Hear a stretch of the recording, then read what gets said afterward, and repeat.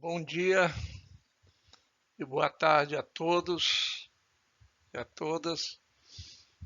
Nós continuamos trabalhando e discutindo os aspectos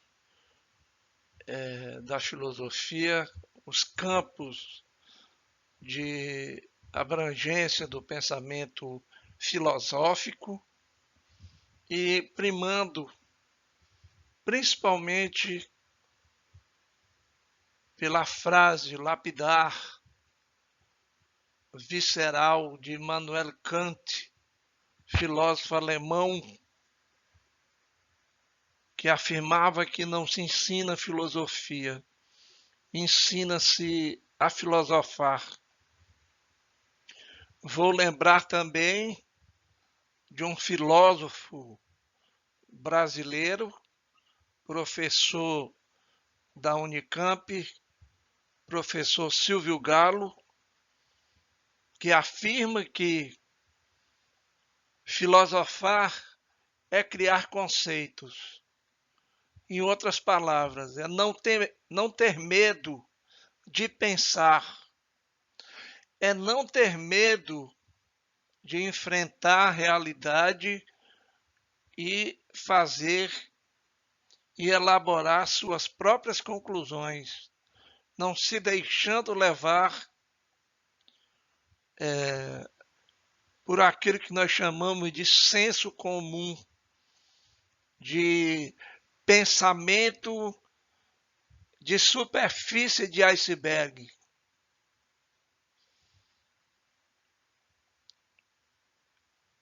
O ser humano é diferente dos demais porque tem a capacidade de pensar, de garantir a sua autonomia, a exercer a sua liberdade. E, assim sendo, a capacidade de desenvolver o exercício do filosofar.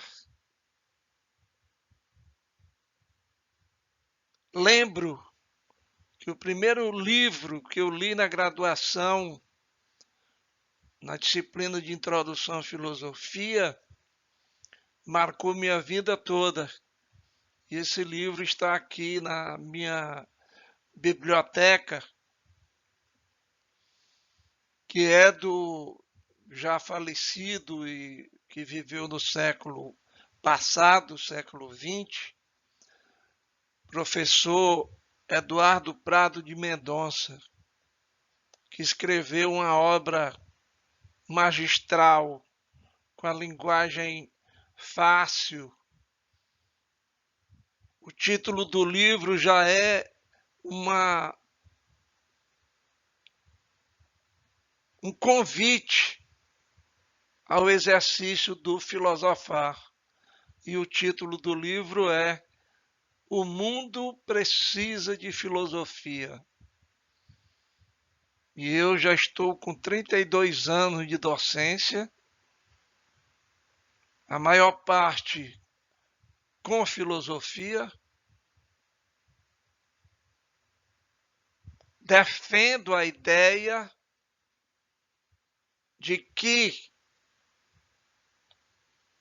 o ser humano perde a capacidade de autonomia quando ele aceita aquilo que foi imposto e que é imposto pela sociedade, pela cultura, pelos valores aos quais ele foi educado desde o nascimento.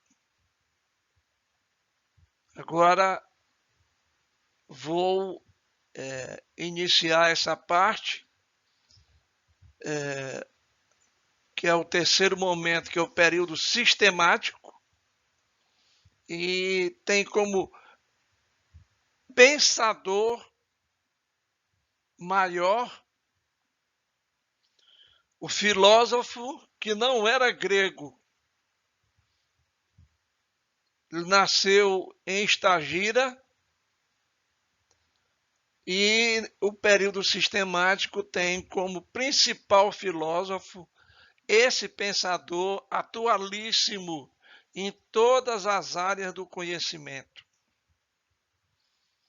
Aristóteles foi discípulo de Platão e afirmava que a filosofia não é um saber específico sobre algum assunto, mas uma forma de conhecer todas as coisas, possuindo procedimentos diferentes para cada campo de coisas que conhece. A filosofia estabelece uma diferença entre os conhecimentos, distribuindo-os numa escala que vai do mais simples e inferiores aos mais complexos e superiores. E essa classificação e distribuição dos conhecimentos fixou para o pensamento ocidental os campos de investigação da filosofia, que é o título desse texto que nós estamos tentando compreender. E esses campos de investigação da filosofia são vistos como, entendidos como a totalidade do saber humano. Assim, cada campo do conhecimento é uma ciência.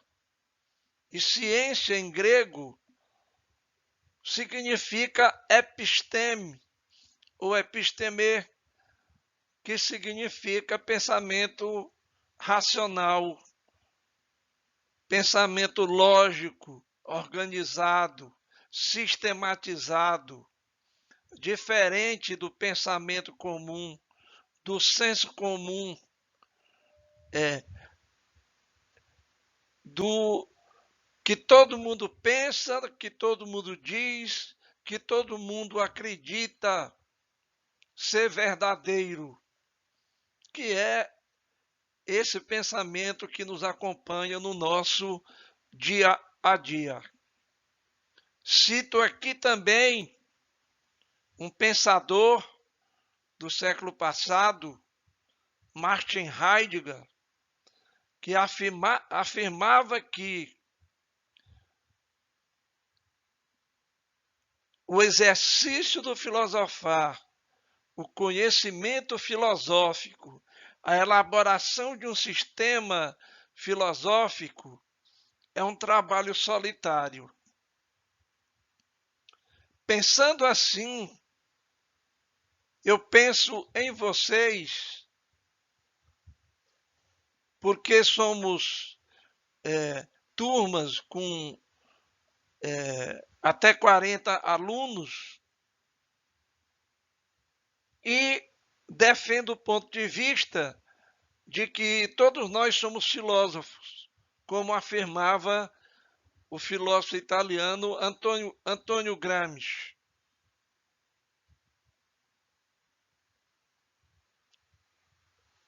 Aristóteles afirma que antes de um conhecimento constituir seu objeto e seu campo próprios, seus procedimentos próprios e aquisição e exposição de demonstração e de prova, deve primeiro conhecer as leis gerais que governam o pensamento, independentemente do conteúdo que possa vir a ter.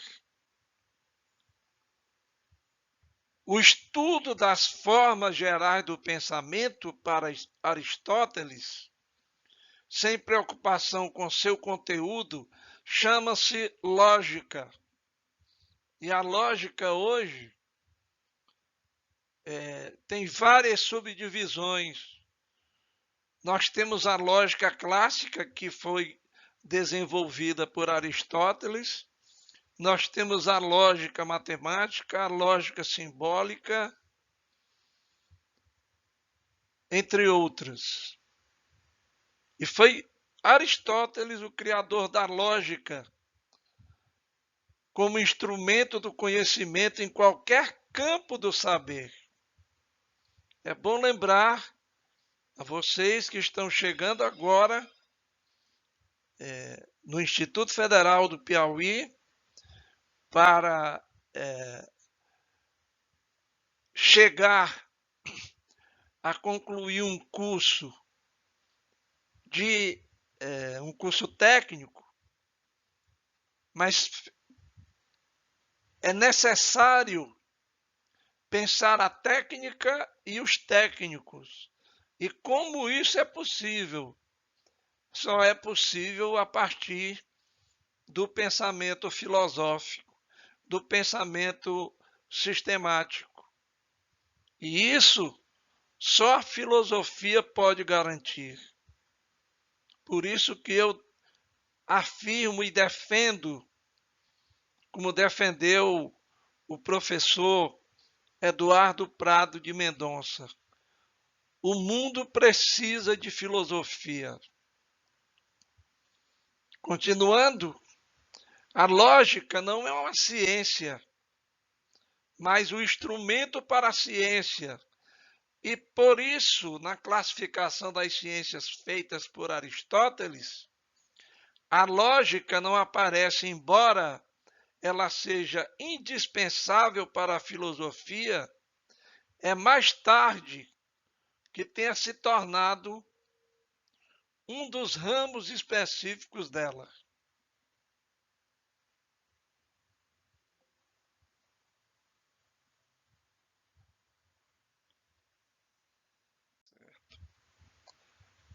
F1.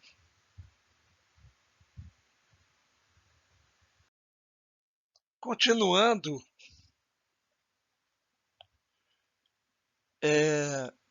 para Aristóteles, os campos do conhecimento filosófico, lembrando que essa é a classificação de Aristóteles há 23 séculos atrás, como seria a classificação ainda hoje com muita validade. Ele subdivide ou ele distingue os campos do conhecimento filosófico a partir das ciências produtivas, que seriam as ciências que estudam as práticas produtivas ou as técnicas, isto é, as ações humanas, cuja finalidade é a produção de um objeto, de uma obra, como por exemplo na arquitetura, o estudo da economia, a medicina, a pintura, a escultura, etc.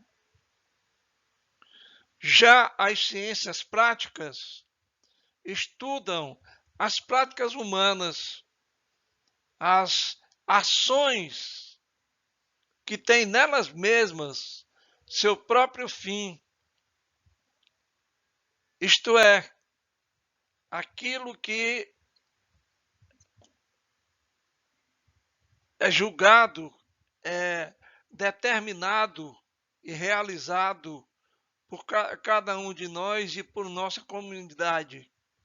E ele dá ênfase à ética, que incluiria aí as virtudes morais, as virtudes políticas, os valores em todas as dimensões do nosso dia a dia, da nossa existência. Para Aristóteles, a política é superior à ética, pois a verdadeira liberdade só é conseguida na polis. Polis em grego significa cidade.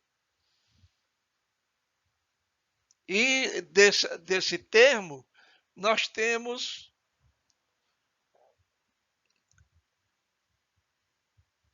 a cidadania. E a ética é esta área, esta ciência prática que interpreta como determinada cultura se comporta ou se comportou durante o tempo que existiu. A ética seria a interpretação dos valores morais no espaço, no tempo, na história de determinada cultura. E a finalidade da política, como nós estamos precisando disso? É a vida justa, a vida boa e bela, a vida livre. Nós estamos vivendo uma situação complicada, não só no Brasil, mas no planeta todo, em vários países, onde a política se torna instrumento de opressão e não a garantia de uma vida justa, uma vida boa e bela e uma vida livre, tendo como pressuposto principal o direito de se expressar livremente, desde que garanta a vida boa e bela, a vida justa, a vida livre, e não a livre expressão de ideias ou ideologias que tiram e que impedem o livre pensamento.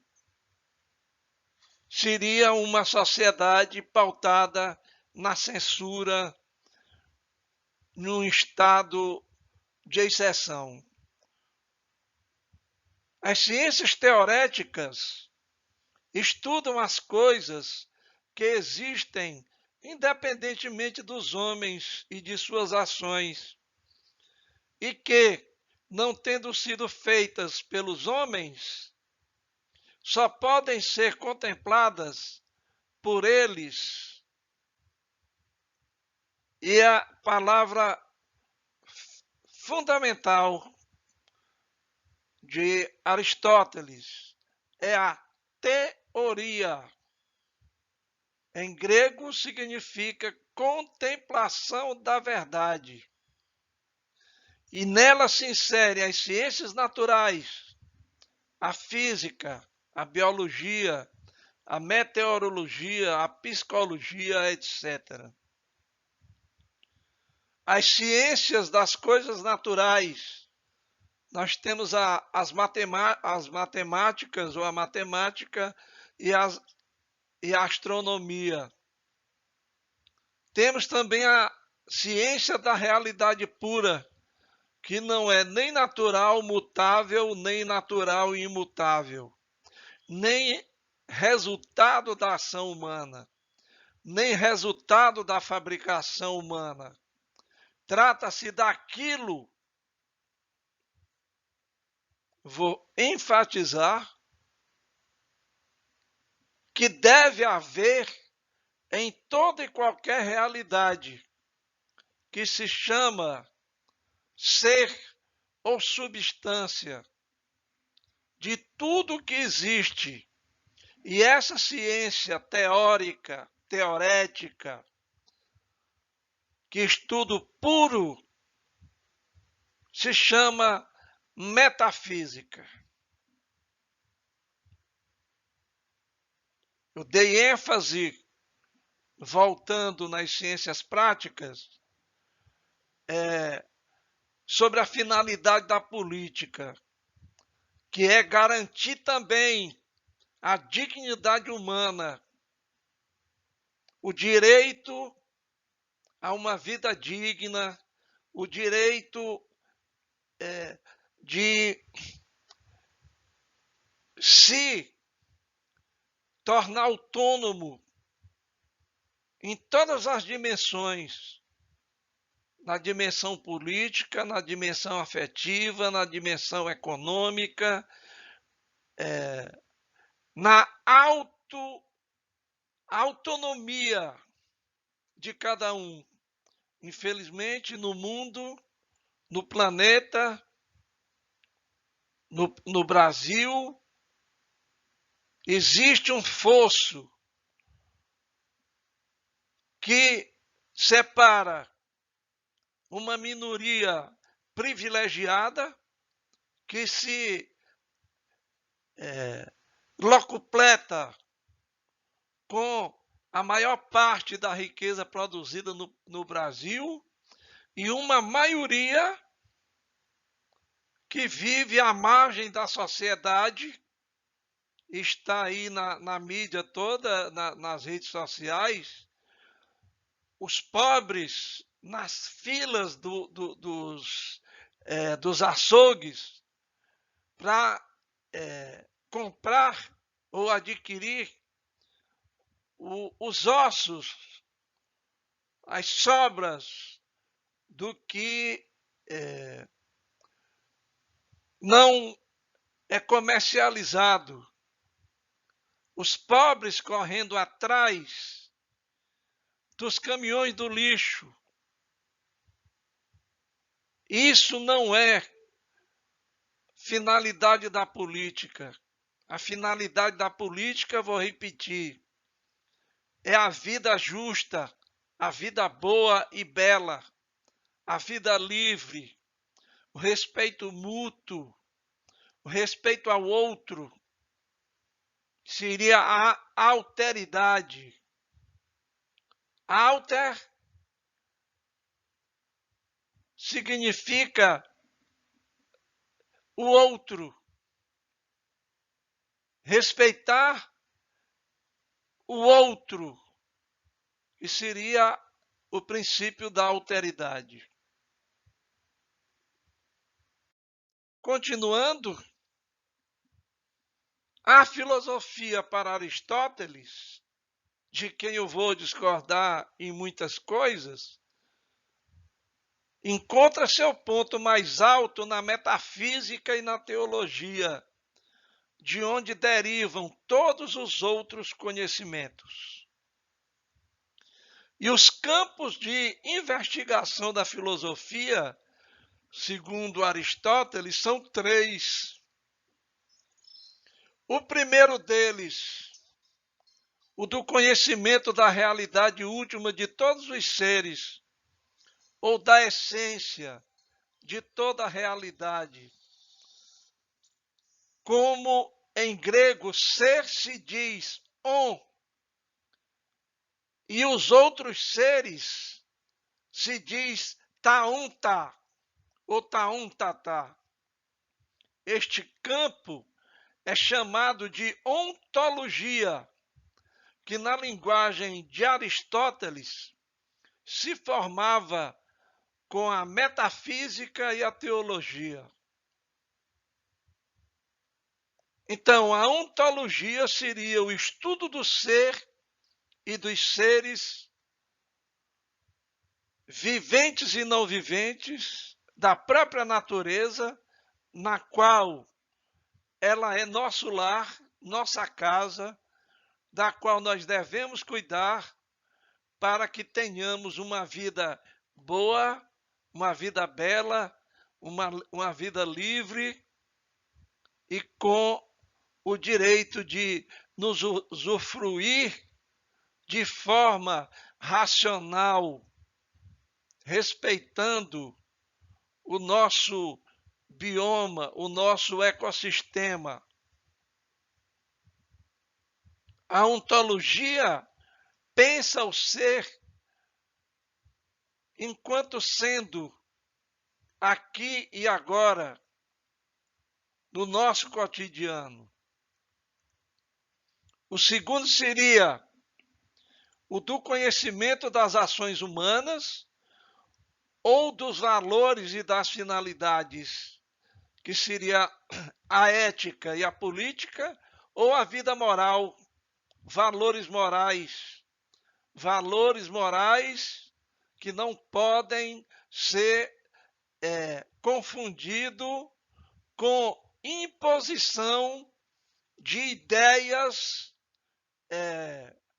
de cunho moralista e excludente. E a vida política, estamos num ano em que vamos escolher quem vai governar o Brasil e quem vai estar no parlamento a partir de 2023,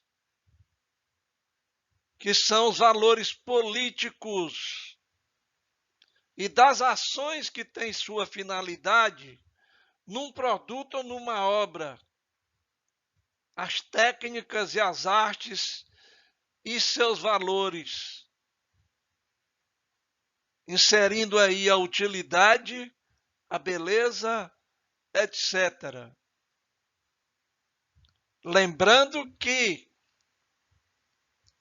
a política com letra maiúscula é uma dimensão humana, demasiadamente humana. E não pode ser confundida com a politicagem, a politicalha. Quando se vê alguém dizendo que a política não resolve as coisas, é porque tem o interesse de que a maioria deixe de se preocupar com as nossas vidas, as nossas existências, as consequências de nossos atos. Pensem bem, jovens da geração do século XXI.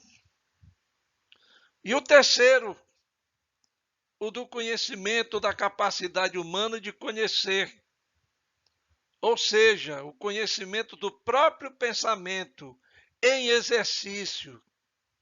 E aqui distinguem-se a lógica, que oferece as leis gerais do pensamento, que nós vamos discutir posteriormente, a teoria do conhecimento, que oferece os procedimentos pelos quais conhecemos as ciências propriamente ditas, e o conhecimento científico, que é denominado de epistemologia.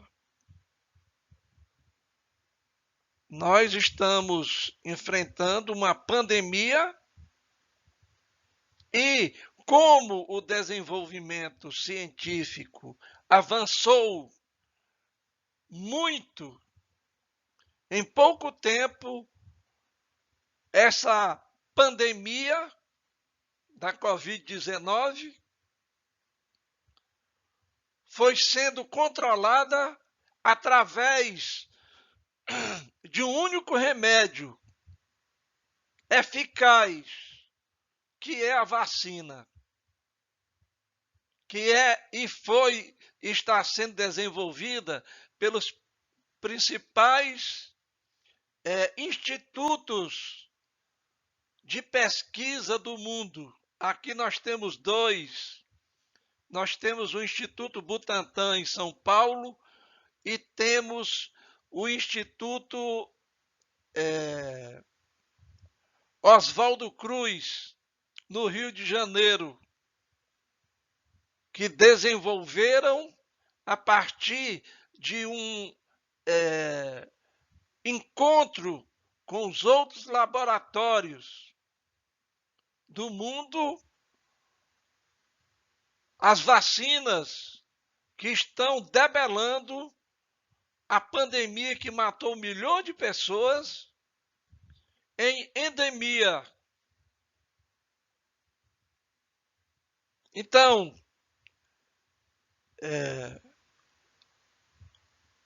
estou exemplificando a importância do pensamento científico, do conhecimento científico. O pensamento de senso comum tem completa relevância e o pensamento científico trabalha para que nós possamos viver uma vida boa, uma vida bela, uma vida digna e com saúde. E esse exemplo da rapidez com que as vacinas foram criadas, tanto pelo o Instituto Butantan, tanto quanto pela Fiocruz, que fica no Rio de Janeiro, nós estamos conseguindo vencer essa pandemia.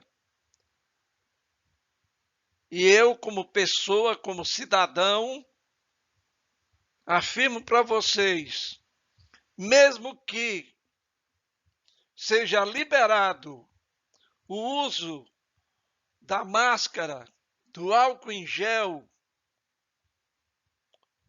continuarei tomando todos os cuidados e usando todos os protocolos, mesmo que a máscara deixe de ser obrigatória. Permanecerei assim.